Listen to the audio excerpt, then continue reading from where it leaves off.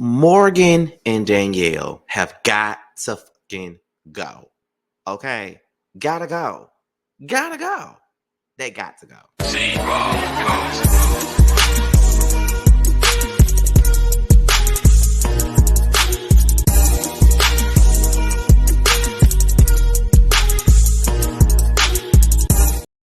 And what's going on, y'all? This be your boy Scotty by Nature TV, and we're here for a brand new review of Basketball Wives Orlando Season 1, Episode 6. What is going on, y'all? I hope you guys are having a wonderful Monday, and I intend on doing the exact same. I'm giving y'all some videos before I pack my shit and go back home.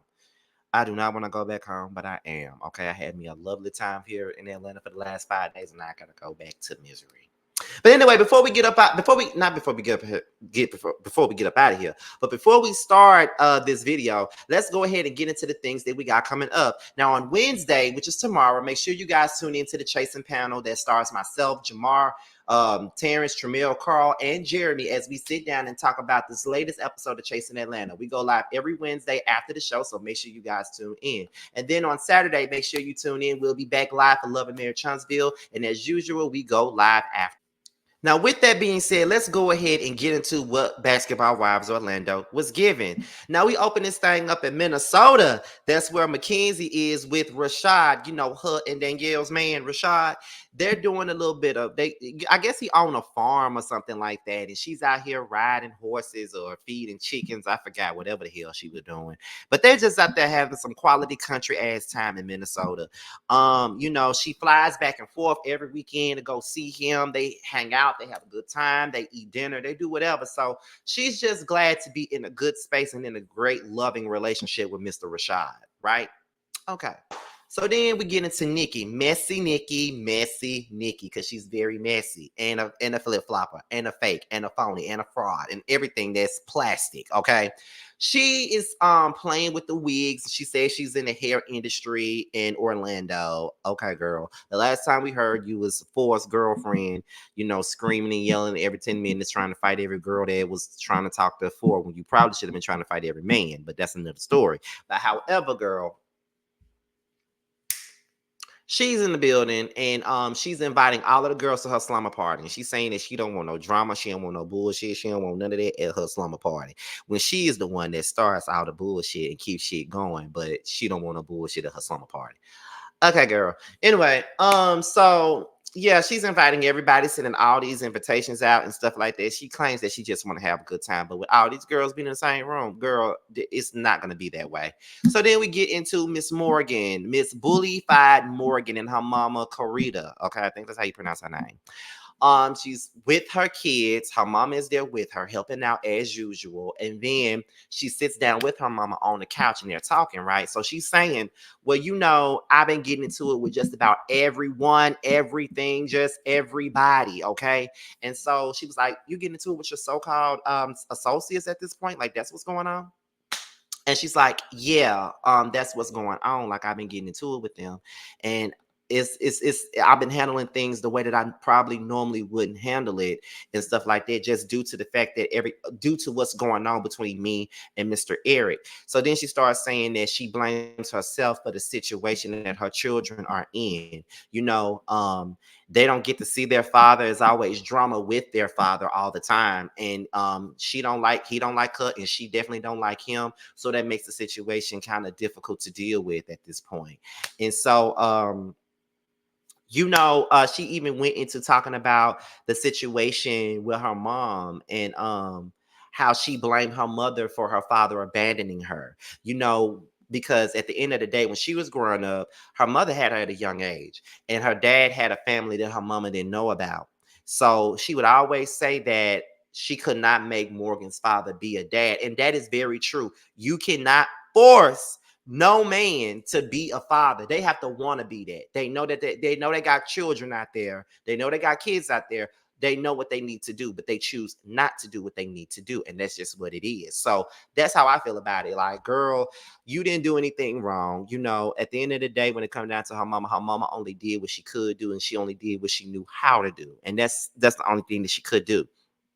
And Morgan even apologized to her mom for putting her through all the stuff that she put her through even back then. And that was a very honest conversation. And I like I said with Married to Medicine, I love it when shows give these honest conversations with the parents and the children, and we really get to see them in a different light. You know what I'm saying? So I definitely appreciated that conversation, because a lot of the times we don't really voice to our parents that we blame them for things. Because I know that I even stated that I held resentment with my mom when she stayed with my stepdad for so long, and he was abusive as. But it takes women who go through things like that some time to really make a formal decision on what they want to do. So I definitely get it, and I understood it. You know what I mean? Now that I'm older, I understand it. But her mother was like, "Oh, you don't have to apologize," but she said that she did have to apologize because she hurt her mom when she would say things like that to her. So I definitely understood that whole conversation. Like, I love it. I love these type of conversations, but I don't like Morgan. Let's get into Nick and Mulan. Now, these are the fun girls. Like, I love me some Neek, and I like me some Mulan. These are the fun girls, okay? I like people that are fun. Like my friends, I love people that are fun. We want to have a good time, and ain't no negative energy. We ain't gossiping about folks. We ain't shitting on people. We ain't trying to disrespect nobody. We want to have fun, which reminds me of how me, Carl, and Tramel and Jamar was this entire weekend. All we did was have fucking fun all weekend. That's what I like. I like to have fun. I ain't got time for no bullshit. So, Milan reveals that her sisters had stole from her. The sisters that she brought to her house last week on last week's episode that I did not talk about. She brought them to our house because she wanted them to, have, take a break from all of the drama and all the things that they're going through back at home, only for them to come to her house and steal from her. And she felt very betrayed and disrespected because they did that. And I definitely understood that. Hell, one of my brothers had stole from me a long time ago. And it took me a long time to really look at him the same way. I was just like, bitch, are you serious? Like, what are you doing? Like, why are you doing this? Like, why would you steal from me when all you had to do was ask? You know what I'm saying? So I feel like Milan wouldn't have been mad, wouldn't have felt no type of way if they wanted a purse. They didn't have to steal it, but they stole the purse and hightailed their ass on the plane back to Cincinnati. That was some fucked up ass shit. Um, they discussed Neek seeing Morgan at this up and coming party that Nikki is having. And Neek is the type of person that's like this. I really don't have no big issues with Morgan. Like, I don't really want to fight with Morgan. I really don't want to have no beef with Morgan. Like, it ain't even that deep, and it ain't even that fucking serious. Like, we could really move past that. She's the type of girl that don't like to hold grudges. She feels like holding a grudge is like holding a weight. It's not that deep. Like, we could get past all this stuff. And I'm trying to be like that. I'm trying not to hold grudges against people, but people won't let me not hold no grudges. But I'm trying to let the grudges go. Like, I've made a conscious effort to not hold too many grudges or try to let go of the grudges. I've definitely done that. But you know what I'm saying? It's like, it's still a work in progress, child. But I love people like Nick who don't like to hold things against people. So it is what it is. But Milan, however, is over Nikki and Danielle because she feels like Nikki is a mess box. She feel like Danielle is full of shit. She felt some type of way about them going live. I think it was on Instagram where Nikki and Danielle were together, and Danielle was talking about punching Milan in the face, and then Nikki started laughing about it. So she was like, I didn't even have a problem with Nikki, but since she decided to laugh and stuff, I just want to know what the fuck is so funny. So now Milan is over Nikki and Danielle, but you should have been over their ass because both of them fake as hell. So I don't like now one of their ass if you ask me. Okay, like period. I don't like now, not now one of them. We get into Danielle. She's playing basketball, showing off her skills, and as much as I don't like her pretty stupid ass, I enjoy seeing her, into her element with playing basketball. Like, she's saying that she wants to put basketball over the bullshit, and that's really what she should be doing instead of focusing on things that's going on with Mackenzie and her ex-man. That would be the last thing that I'm focused on at this point in time. Like, girl, get back into the NBA, do what you love, take care of your kids, be a good mother. Like, you worrying about a man that is fucking you and another girl. And I don't see why that's even something for you to be worried about. Like, girl, go and get your things. Like, get back into the things that matter to you. You know what I'm saying? So yeah, it was good to see that. Like, I like seeing different sides of people, and it makes me like them in certain ways, but then we get back to the bullshit, and then I turn out not to like them all over again. But I enjoy seeing Danielle in that scene. So then we get into Rashad and McKenzie. We back in Minnesota, and they discuss their relationship and how it's going, and they are pretty much on the same page about their relationship.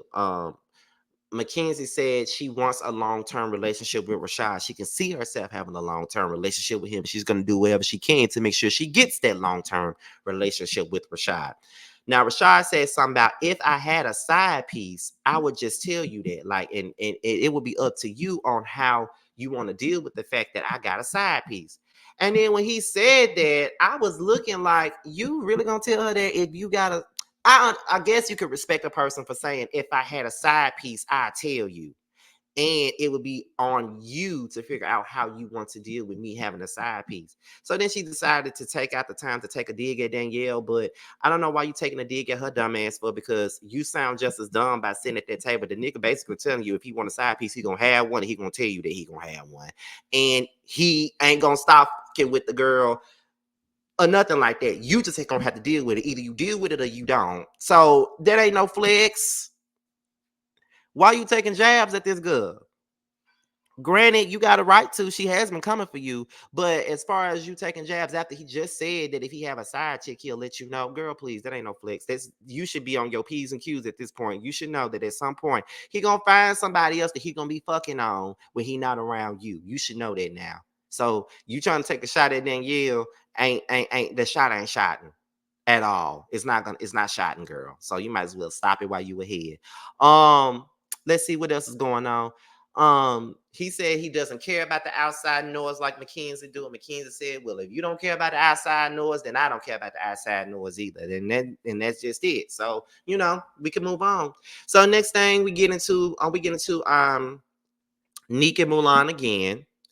Neek's boyfriend, Dwayne, his brother Raheem, he was killed, right? So Neek starts explaining what happens. It was like this big old confrontation.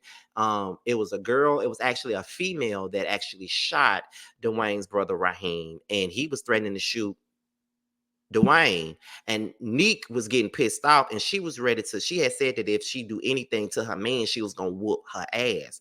Then Neek's mom was also there, and she diffused the situation, and there was a whole lot of stuff going on. And she knows, she was like, that was like her best friend. I think she was talking about Raheem. Raheem was like her best friend, and for them to even witness that type of stuff was very traumatic. And y'all know that I'm currently dealing with my friend being killed the way that she was being killed. I'm still dealing with that. That's still a process for me right now. And it's that and I didn't witness that, but just to picture the stuff that happened and stuff, it's just a lot. So when somebody gets killed like that, and they're being taken from you like that, it's a lot. And that situation was definitely a lot for Neek, and I could tell. And Milan came in and gave her perspective, because she lost her brother to somebody killing him as well. And it's not a day, nor a year, nor a minute, nor a second where she doesn't think about her brother, even though he's gone. And that's with anybody. When you lose somebody that close to you, especially to something like that, you ain't gonna never forget it. Every time you can try to block it out, but it plays again every single time. So yeah, I get that. I understand exactly where they're coming from and what they're talking about. I think about Tiara every motherfucking day, and I see her kids, and it just take you back to where you were when you first found out. Like, it's a lot. So I definitely feel this conversation and understood it. It was very emotional, period. So in the midst of this, we get into Morgan. She's combing her daughter's hair. Very nice moment, bonding moment with her daughter. They were talking about Eric's absence, and how Morgan wants them to reach out to their father and have a relationship. And you know what? That's a good thing to do. Even if you're not getting along with the co-parent at hand, you still should, not really force it, but make sure you tell them you need to talk. You need to talk to your dad. You need to call your dad. You need to do this with your dad, because regardless of what me and him are going through, that's still your father. So at the end of the day, just try to be good with him. Just try to have a better relationship with him for your own self, because it's only going to help you in the long run. So I was glad that she was actually encouraging her daughter to have a relationship with her father, because little girls need their dads. They do need their dads more than you know. So shout out to Morgan for that. So we get into Nikki's slumber party. Ashley is on her way. She's very hesitant because every time she's in the same room with these girls, she's always getting to some BS every single time, right? So she don't know. She don't know if she gonna have to get into it with Danielle. She don't know if she have to get into it with Morgan. Like every time she's around these girls is something. And she said just put on a 45-minute time rate, so you can come back and get me, because I don't see myself being with these girls for too long, because every time I'm around them, they're always coming for me. And the crazy thing about it was, I feel like when this show first aired, it was supposed to be us hating Ashley or us hating Mackenzie and us loving Morgan and us loving Danielle, but it flipped. I don't have a problem with Ashley nor Mackenzie. My problem is with these two motherfuckers, Morgan and Danielle, because they do too much. They bullies. They do too much. You feel what I'm saying? So that's why I can't really rock with the motherfuckers like that. Period. So then Nick arrives, pregnant ass, messy ass. Lindsay arrives. The other girls come in. They're all having fun. They shaking their ass. Doing things that girls do. Then next thing you know, Morgan and Danielle arrives with their bad ass energy as usual. And then, apparently Morgan just found out that she was being served by her ex-husband, because he obviously served her at her new Orlando address or whatnot. And so they don't really know how the hell Eric was able to get, Morgan's address. You feel what I'm saying? And so Danielle was like, well, how does he know where you live? Did you give him the address? And then, that's when Morgan was like, no, I ain't give him nothing. So I don't know how the hell he got my address. So Danielle was like, do you think that Ashley did it? And Morgan says, I think Ashley did it. Everything that goes wrong in your life, Morgan, that don't mean that Ashley got something to do with it. You would think that this motherfucker is a damn witch, the way you talk about her. I don't think that Ashley got anything to do with your address being leaked. You know what I mean? I just don't think that she got that kind of power and all that. Like, I understand what the synopsis of this whole thing was. Like you said, that she was serving up your man to other women while he was out, and you say that she's still in contact with your husband. But does she even know where you live at, though? Y'all not even cool. So how would she even know where you live at to even leak the address to your ex-husband? That part I don't understand. I don't understand that. So I don't know why you just decided that I'm gonna blame her. I'm gonna blame her. It's her damn fault. So it's easier to blame her for everything. But I'm just gonna blame her because it's easy to do so. You feel what I'm saying? That's what it's given. It's given. It's easy to blame her. It's easy to bully this girl. So therefore, I'm gonna blame her ass and have a reason to get on her ass. That's how I come across. You feel what I'm saying? Like, that's how this shit come across. And it ain't cool keeping it funky. So Morgan and Danielle walks into the house and the energy immediately goes like this. Everybody's like, okay. So then they play the game Friendship Edition.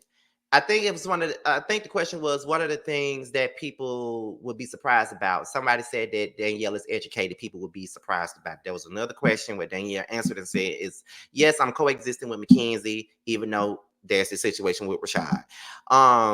And then, everybody starts asking Neek what's going on with her and how she's feeling. And Neek starts breaking down about it. And Mackenzie is there to comfort her. And she says that she's glad that Dwayne has Neek because, even the situation where Raheem has affected her kids, being that she got kids with Dwayne. So, it's a situation that they both could really be there for each other for. And I'm glad that Mackenzie and Neek are at a good place like this. Like, they're in a good place in order to be there for each other.